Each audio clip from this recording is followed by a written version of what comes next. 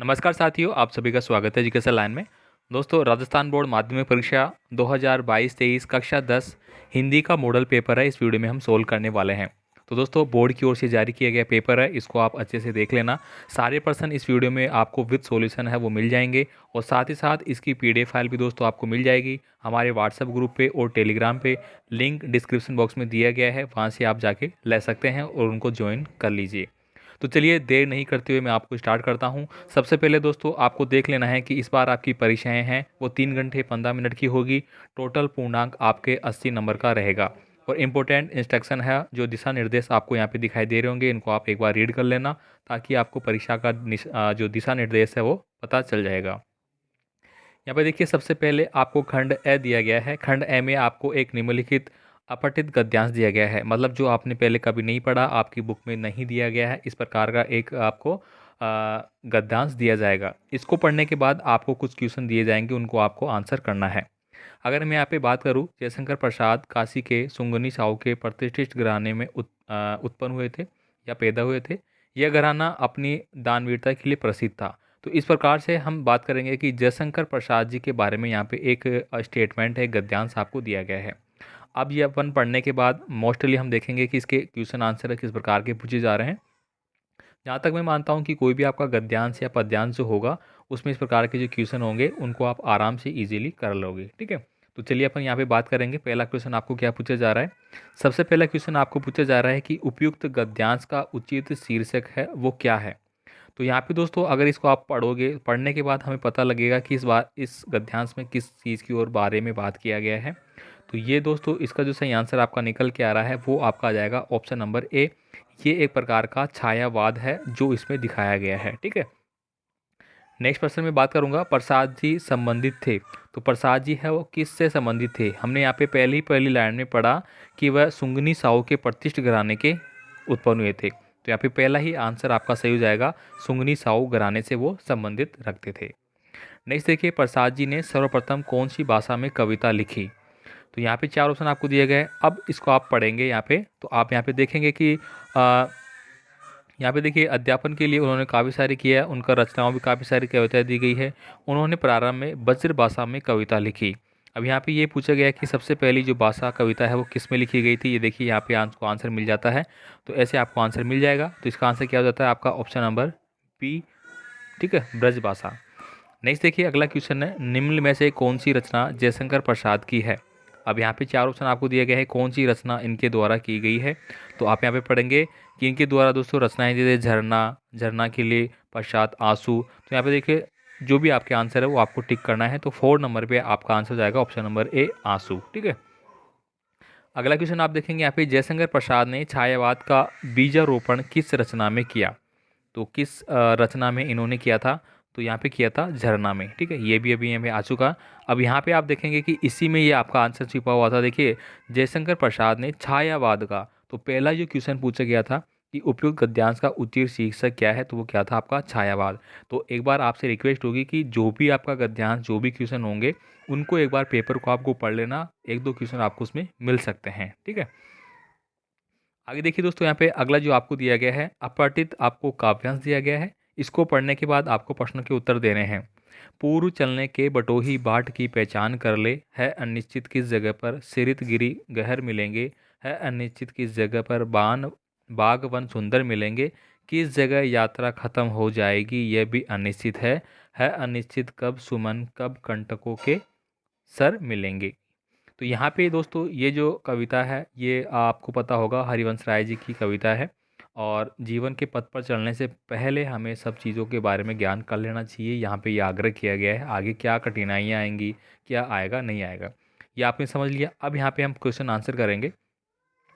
उपयुक्त काव्यांश का उचित शीर्षक क्या है। तो यहाँ पे शीर्षक की बात करें तो यहाँ पे पथ की पहचान पहली लाइन में दिया गया है कि पथ की पहचान यहाँ पे करना है। ठीक है, पूर्व चलने के बटोही बाट की पहचान कर ले। तो बाट मतलब पथ की पहचान कर ले। बटोही शब्द का अर्थ क्या होगा। तो 7 नंबर में आपका आंसर हो जाएगा बटोही मतलब पथिक, पथिक मतलब राहगीर जो चलने वाला है। नेक्स्ट हम बात करेंगे सुमन का पर्यायवाची जो युग्म है वो क्या होगा। तो 8 नंबर में आपका सही आंसर हो जाएगा फूल, पुष्प और परसून। ठीक है, ये इसके पर्यायवाची है। आप याद कर लेना, वैसे भी आपको पूछा जा सकता है। उक्त काव्यांश में कौन सी भाषा का प्रयोग है वो हुआ है? अभिधा, लक्षणा, व्यंजना या फिर इनमें से कोई नहीं। तो 9 नंबर में आपका सही आंसर आप टिक करेंगे लक्षणा। इसमें क्या हुआ है? लक्षणा का उपयुक्त हुआ है। प्रस्तुत काव्यांश में कंटकों के सर का भावार्थ क्या है? तो इसका सही आंसर होगा दुख। मतलब कांटे क्या होते हैं? दुख के प्रतीक है। तो यहाँ पे क्या जाएगा? दुख का प्रतीक है कि आगे हमें सुख दुख क्या मिलेगा। नेक्स्ट देखिए, हमें उन्मेष शब्द का जो अर्थ है वो क्या हो जाएगा? तो यहाँ पे दोस्तों उन्मेष शब्द का अर्थ है वो क्या हो जाएगा? तो यहाँ पे आपका आंसर हो जाएगा उपयुक्त सभी। ठीक है, उपयुक्त सभी आपको यहाँ पे आंसर दिखाई दे रहा होगा। ठीक है, तो यहाँ पे आपको पीडीएफ फाइल में ये आंसर भी आपको मिल जाएंगे। जॉर्ज पंचम की नाक कहानी है वो क्या है? एक व्यंग्यात्मक है, स्मरणीय है, ऐतिहासिक है या बाल क्या है? मनोवैज्ञानिक है। इसका आंसर आपको यहाँ पे मिल रहा होगा, ये एक क्या है? व्यंग्यात्मक कथा है। आगे हम देखेंगे यहाँ पे निम्नलिखित रिक्त स्थान आपको दिए गए हैं, इनका आंसर आपको देना है। ठीक है, गाय, आदमी, पुस्तक आदि शब्द किस चीज़ की संज्ञा का संबोधन करते हैं? आपने पढ़ा होगा संज्ञा अलग अलग प्रकार की होती है, व्यक्तिवाचक, जातिवाचक, भाववाचक। ठीक है, तो ये किस बात की ओर इंगित कर रहे हैं? तो ये कर रहे हैं यहाँ पे जातिवाचक का। ठीक है, जातिवाचक। तो आप यहाँ पे क्या पढ़ देंगे? जातिवाचक संज्ञा। ठीक है, नेक्स्ट हम बात करेंगे जिस सर्वनाम का प्रयोग किसके लिए किया जाता है उसे प्रश्नवाचक सर्वनाम कहते हैं। तो जिसका किसके लिए किया जाता है? प्रश्न का बोध कराने के लिए। तो आप यहाँ पे क्या लिखेंगे? प्रश्न का बोध कराने के लिए। प्रश्न का बोध कराने के लिए इसमें आप भर देंगे। आगे देखिए, ऐसे शब्द जो संज्ञा या सर्वनाम की विशेषता बताते हैं उनको हम क्या बोलते हैं? अब विशेषता बताने वाले हैं तो विशेषता कौन बताते हैं? विशेषण। तो आपको यहाँ पे क्या बल देना है? विशेषण। ठीक है, थर्ड नंबर में क्या आपका आंसर हो जाएगा? विशेषण। चलिए आगे देखते हैं अपन। अविकारी शब्द है, वो कौन से शब्द कहलाते हैं? तो अविकारी शब्द कौन से शब्द कहलाते हैं? अव्यय कहलाते हैं। कौन से कहलाते हैं आपके? अव्यय। ठीक है, तो आप यहाँ पे क्या पढ़ देंगे? अव्यय। अनुज शब्द में उपसर्ग लगा हुआ है तो कौन सा लगा हुआ है? अनु उपसर्ग लगा हुआ है। ठीक है, अनु।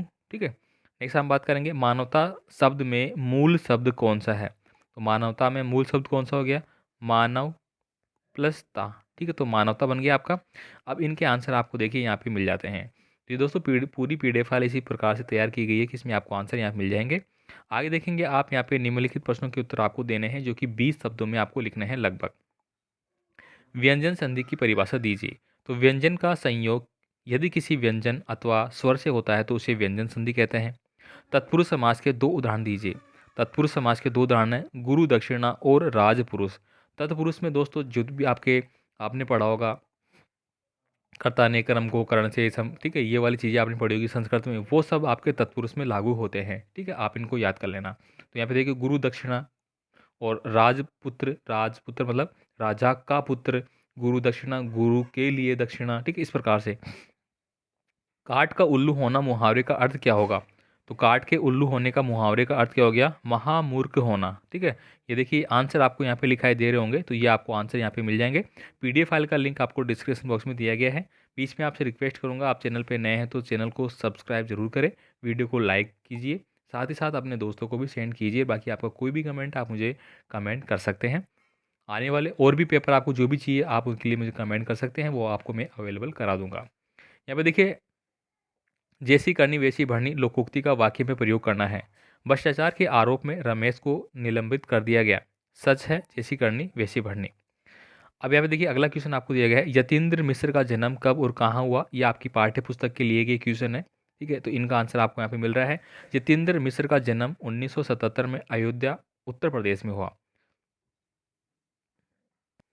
इस प्रकार से दोस्तों अगला क्वेश्चन आपका, महावीर प्रसाद ने क्या तर्क देकर स्त्री शिक्षा का समर्थन किया? इसका आंसर आपको यहाँ पे मिल जाता है। इस प्रकार से दोस्तों सारे प्रश्नों के आंसर आपको यहाँ पे मिल जाएंगे। अगर मैं एक एक पढ़ के आपको बताऊंगा तो काफ़ी टाइम लग जाएगा। ठीक है, तो मोस्टली हमने जो प्रश्न देखने हैं वो आपको देख लेने हैं। अब ये आपको एक बार वीडियो को आप पॉज करके देख सकते हैं। ठीक है, आगे देखिए इसके बाद आपके 4 से 16 तक के लिए प्रत्येक प्रश्न के लिए अधिकतम उत्तर सीमा आपको 45 दी गई है यहाँ से। अब यहाँ पे प्रश्न क्या पूछा गया है, माता का अंचल पाठ से बाल स्वभाव की किस विशेषता का पता चलता है? तो बालक किसी भी सुख दुख को अपने मन में नहीं रखते हैं, वे अपनी प्रसन्नता को हंसी के माध्यम से और दुख को रो चिल्लाकर प्रकट करते हैं। विपदा पड़ने पर वे भागकर अपनी माँ की गोद में जाकर छिप जाते हैं। ये माता का अंचल जो पाठ है उसमें बालक की स्वभाव का विशेषता बताई गई है। आपको एग्जाम में ऐसा कैसे लिखना है, बहुत अच्छे नंबर आपको मिलने वाले हैं। यहाँ पे देखिए आगे क्वेश्चन है, शांति और अहिंसा के प्रतीक ये पताकाएं, इन पताकाओं का क्या महत्व बताया गया है। साना साना हाथ जोड़ी पाठ के आधार पर आपको बताना है। ठीक है, चलिए आगे देखते हैं, इसका आंसर भी यहाँ पे मिल जाता है आपको। यहाँ पे देखिए, गतोंकी की परंपरा के अनुसार ये श्वेत पताकाएं शांति और अहिंसा की प्रतीक होती है। इन पर मंत्र लिखे होते हैं, ये संख्या में 108 होते हैं। इनकी किसी बुद्धिस्ट की मृत्यु पर उसकी आत्मा की शांति के लिए शहर से दूर किसी पवित्र स्थान पर फहराया जाता है, जिन्हें फहराकर उतारा नहीं जाता और ये धीरे धीरे अपने आप नष्ट हो जाती है। इस प्रकार का आंसर है। जैसे कि यहाँ पे दुलारी का परिचय टन्नू से कहाँ और कैसे हुआ, इसका आंसर आपको बखूबी यहाँ पे मिल जाता है आपको। ठीक है, आप इनको देख सकते हैं आराम से। और पीडीएफ फाइल में बार बार कह रहा हूँ, पीडीएफ फाइल के लिए आप डिस्क्रिप्शन बॉक्स में लिंक दिया गया है व्हाट्सअप का, फर्स्ट ही आपको मिल जाएगा व्हाट्सअप का। आप व्हाट्सअप को ज्वाइन कीजिए, आपको वहाँ पे और भी कक्षाओं के जो भी आपके छात्र आपके परिवार में कोई पढ़ते हैं उनके लिए भी आपको वहाँ पे मिल जाएगा। ठीक है, यहाँ पे देखिए काल के आधार पर क्रिया के जो भेद है वो आपको बताने हैं। तो काल के आधार पर क्रिया के मुख्यतः 3 भेद होते हैं। एक होता है भूतकाल, जिसको हम इंग्लिश में पास्ट टेंस बोलते हैं। ठीक है, एक होता है आपका वर्तमान, जिसको हम कौन सा टेंस बोलते हैं, प्रेजेंट टेंस बोलते हैं। एक होता है भविष्य काल, जिसको अपन फ्यूचर टेंस बोलते हैं। ये यहाँ पे सब कुछ दिया गया है, क्या कुछ उसमें होता है। ठीक है, यहाँ पे देखिए गोपियों ने उदा को बड़भागी क्यों बताया है, बहुत इंपॉर्टेंट प्रश्न दोस्तों इस मॉडल पेपर में आपको बता देता हूँ। यहाँ से आपको बहुत सारे क्वेश्चन मिल सकते हैं। बाकी और भी मॉडल पेपर हम समय समय पे करते रहेंगे, आपके एग्ज़ाम से पहले मैं सारे करवा दूंगा आपको। और यकीन मानिए कि 100% जो मैं आपको कराऊंगा मॉडल पेपर, उनमें से 100% आपको मिल जाएगा। ये विश्वास रखने की बात है, अगर आप रखते हैं तो ठीक है, वरना तो कोई दिक्कत नहीं है। यहाँ पे देखिए बाल गोविंद भगत अपनी किन चरित्र विशेषताओं के कारण साधु कहलाते थे, बहुत इंपॉर्टेंट, आप खुद देख सकते हैं कितने इंपॉर्टेंट पर्सन है वो यहाँ पे इंक्लूड किए गए हैं। यहाँ पे देखिए आगे क्वेश्चन आप यहाँ पे देख सकते हैं। इसके बाद में मोस्टली इंपॉर्टेंट प्रश्नों के बारे में बात करूंगा। संस्कृति क्या है, अपने शब्दों में आपको लिखना है, ये आपको यहाँ पे मिल जाता है। नाटकों में स्त्रियों का प्राकृत बोलना उनकी अनपढ़ होने का प्रमाण नहीं है, उस कथन को आप किस प्रकार से उदाहरण द्वारा समझाएंगे। इसके बाद देखिए सूरदास का जीवन परिचय आपको कथित संक्षेप में आपको लिखना है। ठीक है, तो ये आपको आंसर मिल जाता है यहाँ पे। दोस्तों फिर से मैं रिक्वेस्ट करूँगा, प्लीज़ आप चैनल को सब्सक्राइब जरूर करें। ठीक है, और वीडियो को दोस्तों के साथ शेयर करें। यहाँ पे देखिए आगे क्वेश्चन आपके आते हैं, निम्नलिखित अपठित गद्यांश को सप्रसंग व्याख्या करें। अब सप्रसंग व्याख्या आपको किस प्रकार से करनी है, ये आपको पूरा दिया गया है, कौन कौन सी आपको चीज़ों को यहाँ पे इंक्लूड करना है, कैसे आपको करना है। अब यहाँ पे दोस्तों कोई भी जो गद्यांश आपको दिया गया है, प्रसंग में आपको लिखना है कि अवतरण या जो उपयुक्त अपठित गद्यांश दिया गया है ये इस चीज़ से लिया गया है। यहाँ पे देखिए सर्वेश्वर दयाल सक्सेना द्वारा लिखित संस्मरण है, माननीय करुणा की दिव्य चमक से लिया गया है। इसमें लेखक स्मृतियों के सहारे फादर फुल्के के व्यक्तित्व के विभिन्न पक्षों को प्रकट कर रहे हैं। इसके बाद देखिए यहाँ पे इसकी व्याख्या की गई है। अब व्याख्या में दोस्तों आपको ये पूरा कुछ है वो लिखना होगा। ठीक है, व्याख्या में आपको जिस प्रकार से इनके भावार्थ समझ में आ रहे हैं वो आप लिखेंगे। इसके बाद देखिए यहाँ पे विशेष आपको लिखना होगा, इनके अलग अलग मार्क्स होते हैं। अगर आपने दोस्तों प्रसंग लिखा ही नहीं तो दोस्तों आपको यहाँ पे मान लीजिए कि ये आपका कितने नंबर का क्वेश्चन है, ये मान लीजिए कि आपका 2 और 1 3 नंबर का क्वेश्चन है। तो 3 नंबर में दोस्तों यहाँ पे मान लीजिए कि आधा नंबर का ये था प्रसंग और आधा ही का ये था, तो 1 नंबर का तो ये हो गया, बाकी 2 नंबर का ये है। इस प्रकार से आपके कट जाएंगे अगर आपने नहीं लिखा तो, इस बात का आप ध्यान रखना। इसके बाद देखिए यहाँ पे अगला दिया गया, आप पीछे मुड़कर देखती हूँ, आज पीछे मुड़कर देखती हूँ तो समझ में आता है कि क्या तो उस समय मेरी उम्र थी और क्या मेरा भाषण रहा होगा। तो इस प्रकार से दिया गया है, इसका भी आप यहाँ पे करेंगे, वो आपको यहाँ पे मिल जाता है। ठीक है, आगे हम बात करेंगे निम्नलिखित पद्यांश, वो तो हो गया गद्यांश। अब यहाँ पे पद्यांश दिया जाएगा, वैसे ही आपको सप्रसंग व्याख्या करनी है। ठीक है, ये आपको समझ में आ जाएगा। अब यहाँ पे कौन सा दिया गया है, आप यहाँ पे इसको पढ़ेंगे। यहाँ पे दिया गया है, फटिक सिलानी सो सुदरियो सुधा मंदिर, उदती ददिति को सो अधिकाय उमंगे अमंद। ठीक है, इस प्रकार से आप इनको पढ़ेंगे, इनके भावार्थ को समझने के बाद ये करेंगे। 2 दिया गया है, बादल गरजो घेर घेर घोर गगन धराधर ओ। तो ये 2 दिए गए हैं, दोनों में से आप कोई सा भी कर सकते हैं।